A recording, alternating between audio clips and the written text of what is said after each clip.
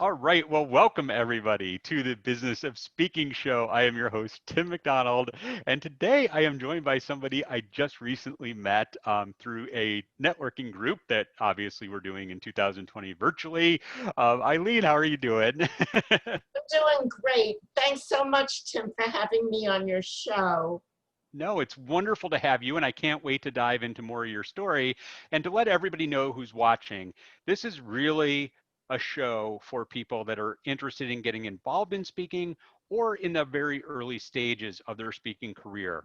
Although, as 2020 and COVID has taught us, no matter what we thought we had planned out and knew, the world can always throw us a curveball. So, regardless of where you are on the journey, I would not say don't listen, but it's really geared towards those who are just starting and thinking about getting started in speaking.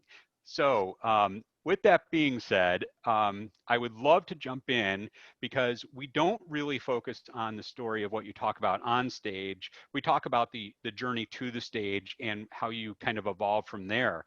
But Eileen, what I'd really like to start with before we kind of dive into that is tell us a little bit about what you do now, what your accomplishments have been, so that then we can go back to where the early days of where you started were.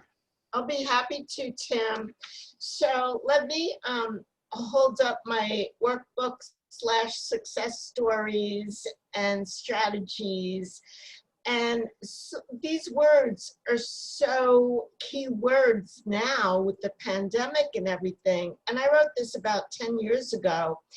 And it's still and again more relevant than ever. So resilience is more than bouncing back. It's about being flexible in spirit and emotionally flexible in your prioritizing whatever we may do. It's about being flexible. So succeed, overcome obstacles, achieve your goals, and reduce stress and anger. I am a certified anger management specialist now, and that is uh, that has been a journey to become that. And I'm also an EFT tapping, emotional freedom technique tapping practitioner, and I teach that as well with clients.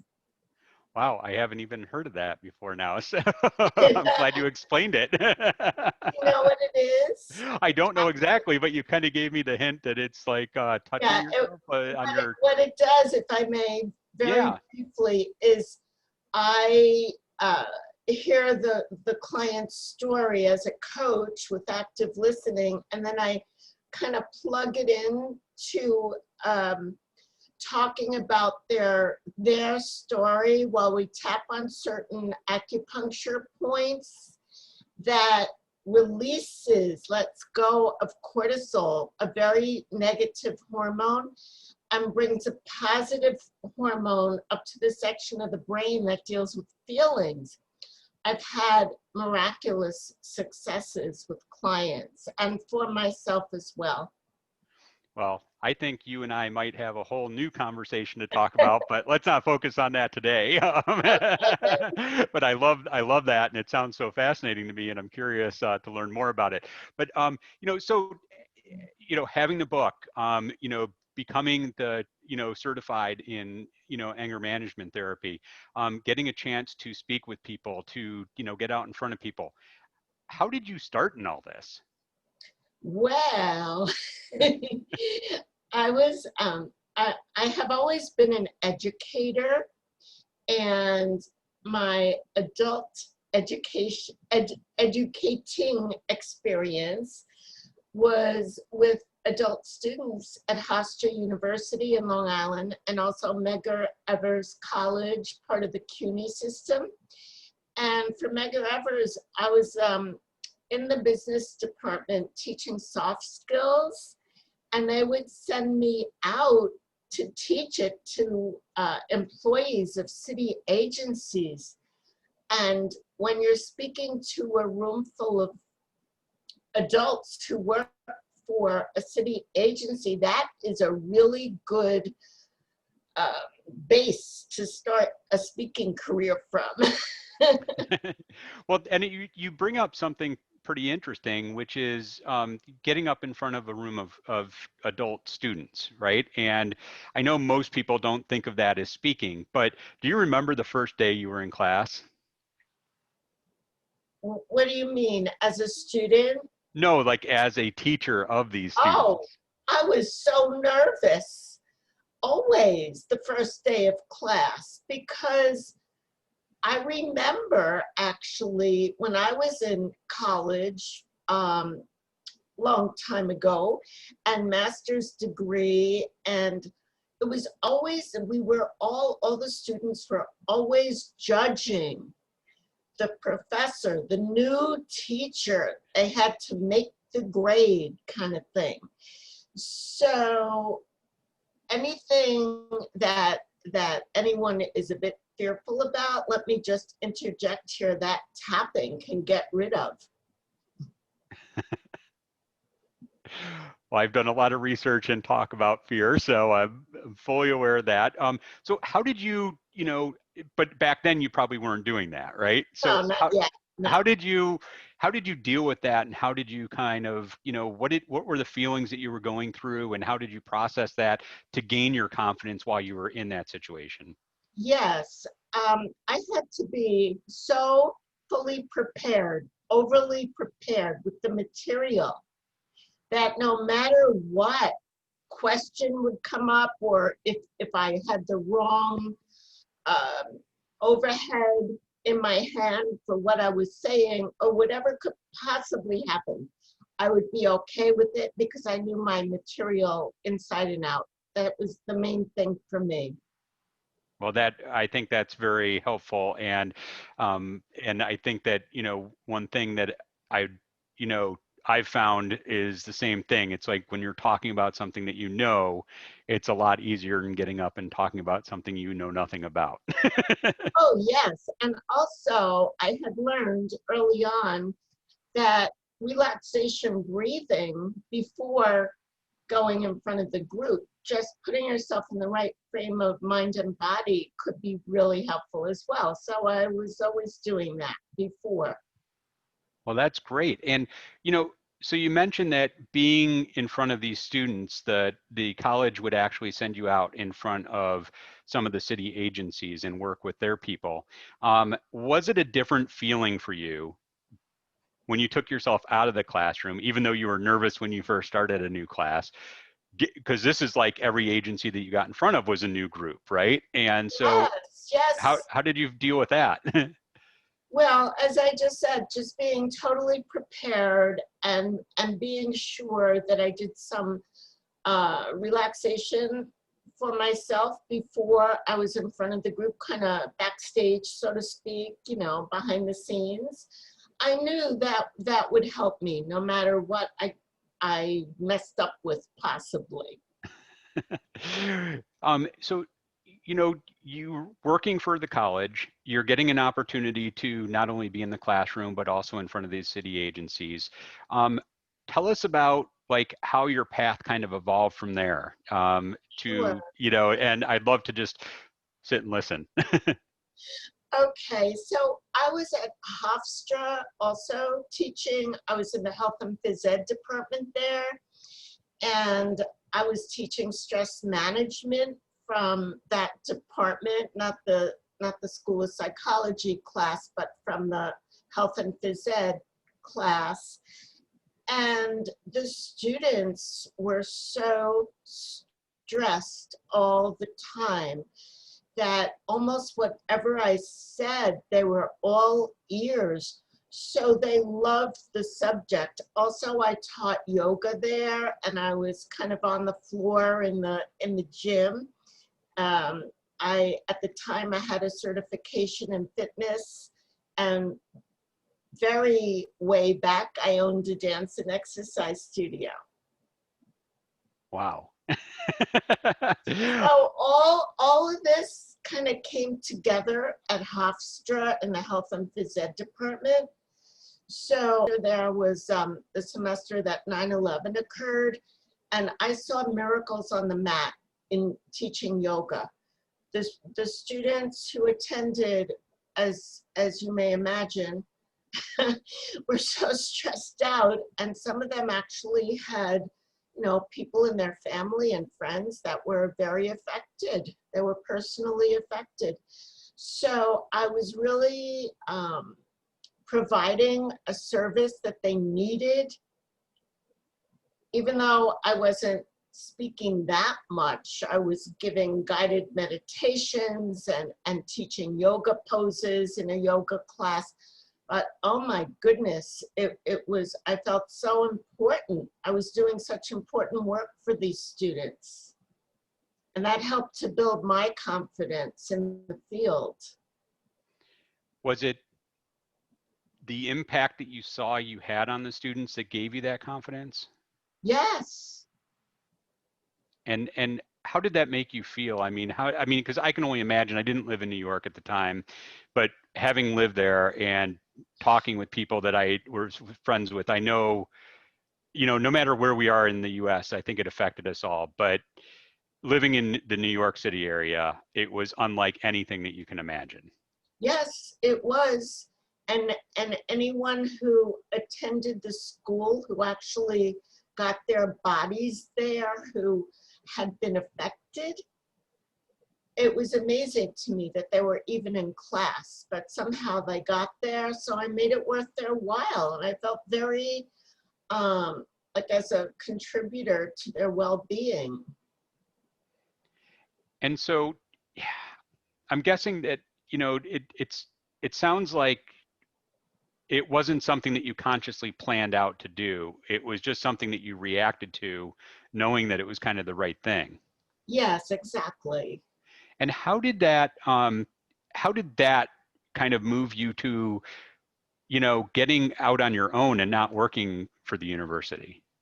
Well, that kind of evolved because due to internal changes in the university, I was down to teaching one course, and I decided I wasn't gonna take my time of the week to do that. So I got a different kind of position at that time. And so how did that kind of, I mean, so it was kind of a choice of yours, but it wasn't fully what you necessarily would have chosen if it was up to you. Oh, that's right. That's right. And while I was still there, I created a graduate course in that department. All my students were either in that course were phys ed majors or they were going for physical therapy. So it's something that you were passionate about, that you were able to help them and get them out in the world doing what you love Yes, doing. yes. I felt I was doing very important work, that they knew it was a required course for these majors. And we were really working together to give them a good experience, myself and the students, when I'm saying we. Now, when you still talk with people and you know, you get in front of people, do you still have that presence of we, or do you ever feel like it's you talking to several or many, you know? It just depends, okay? It depends on the group. It depends on the venue. These days, it's all online with the pandemic. So that's very different for me, a different kind of feeling than talking to a group where I can feel the energy in the room and see their expressions and so on. And way back when I started with the speaking, I gave some trainings for the New York Times in an open group for employees in the auditorium. I'm just thinking back, I haven't thought about that in a long time. That was really amazing, just being there with all these employees of the New York Times. And then following that, because it went so well, I was hired by their sales department to give a training. And it was all about, it was almost the same thing I'm doing now. It's like less stress for greater productivity and focus. So was that one of your first major speaking things was at the New Yes, York Times. And yes. and how did that come about for you? How did that happen? I'm not sure. I think I sent out a lot of cover letters talking about my college experiences, kind of a resume, but in paragraphs, not a list. And they picked it up. I sent that to Human Resources, to EAP, which is Employees Assistant Programs. I sent that to quite a few big businesses in the New York metropolitan area. And so how many do you think you sent it to before you had the New York Times say, "We want you, Eileen"? I really don't know, but it seemed like I was always working at it. So it wasn't the first one you sent. No.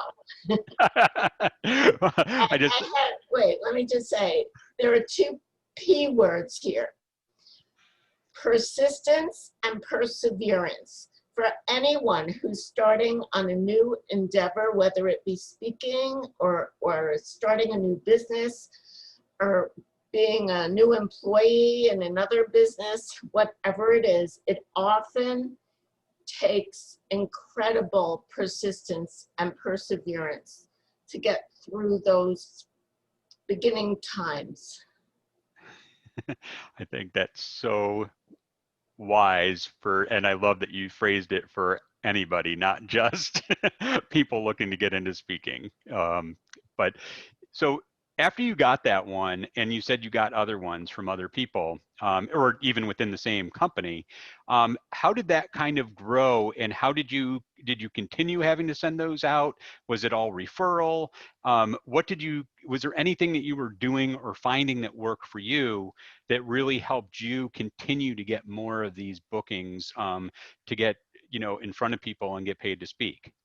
Early on, I had a business coach, and she and I became good professional colleagues, friends, and she and I had an online business at the beginning of online businesses. It no longer exists. I'm not even going to say the name of it. And she and I created an amazingly fantastic radio show on Blog Talk Radio, which was extremely popular then. And she had a fantastic webmaster at the beginning of all that.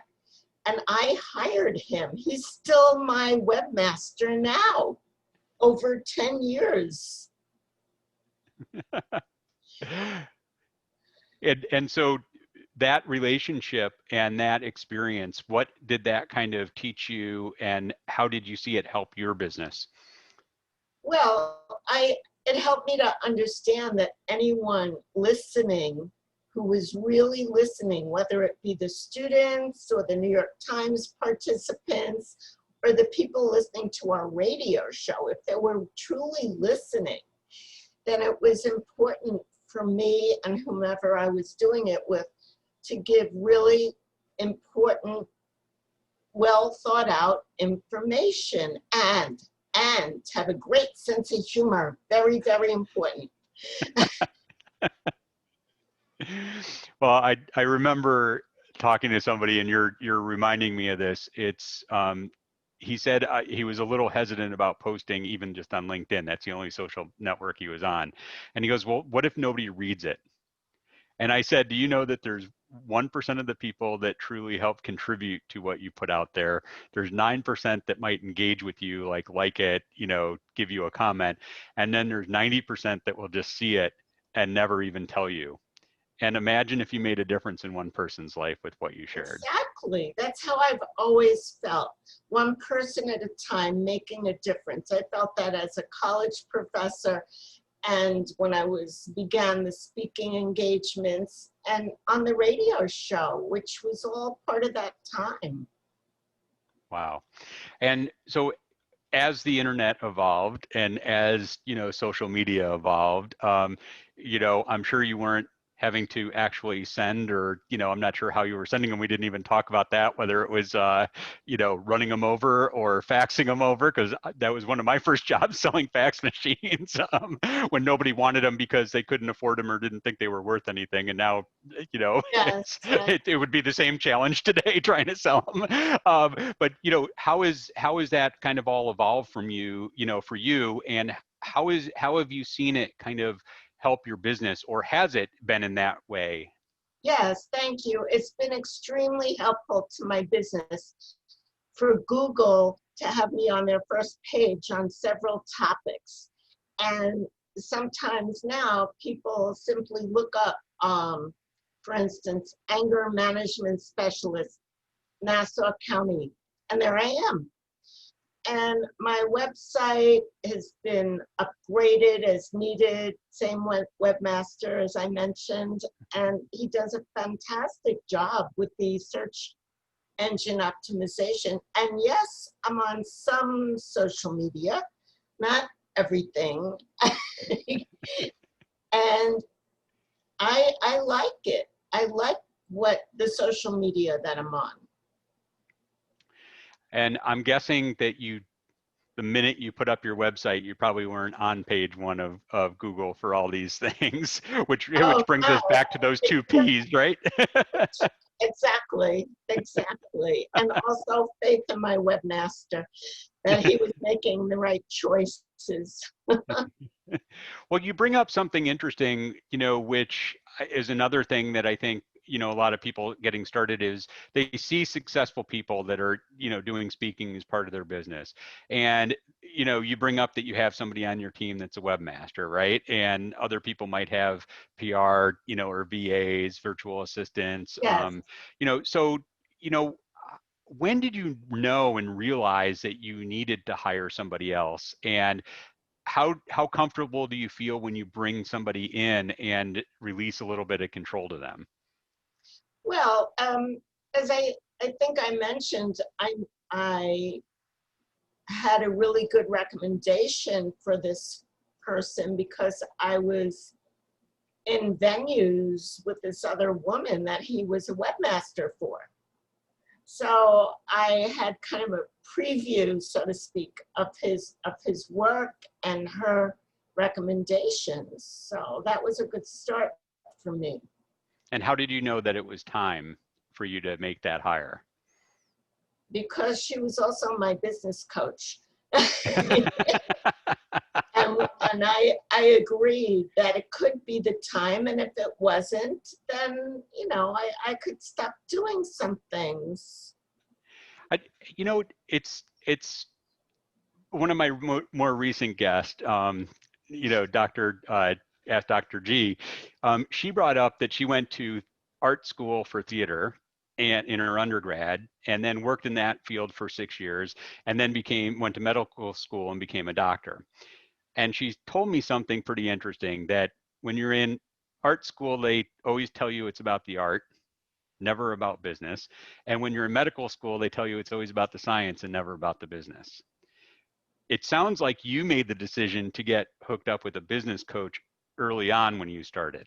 Yes, and when I went for my coaching, life and career coaching training, it was always recommended to do that.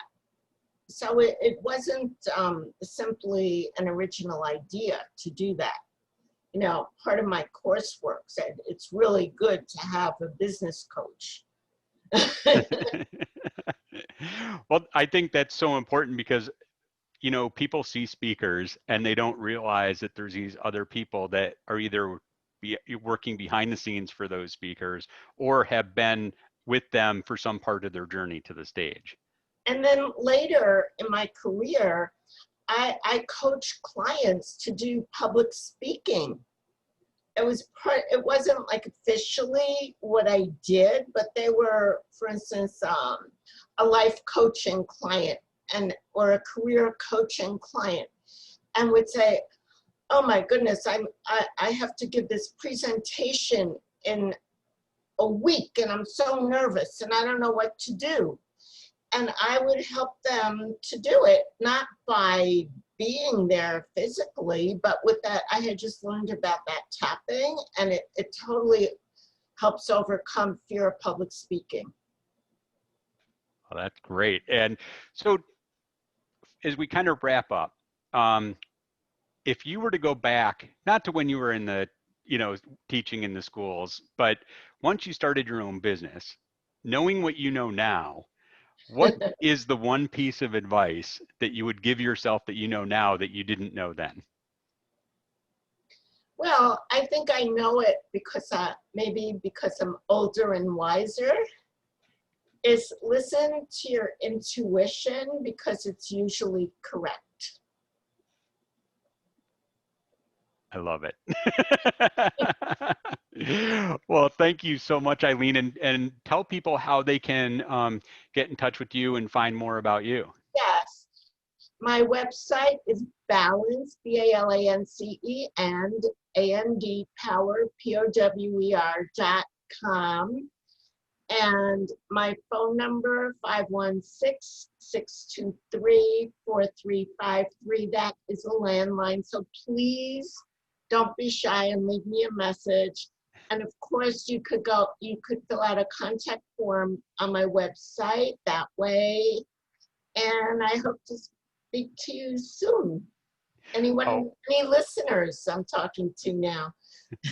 well, thank you so much, Eileen, and thank everybody for joining us. And I forgot to tell Eileen this before we went on air, but one thing that I love doing is ending the YouTube broadcast, but keeping Eileen on for a few more minutes. And I'm going to ask her one additional question, and that content will only be available to our email subscribers. So if you head over to speaking.business and just sign up for our free weekly email newsletter, you will get the exclusive content that we record after we stop the YouTube broadcast. So thank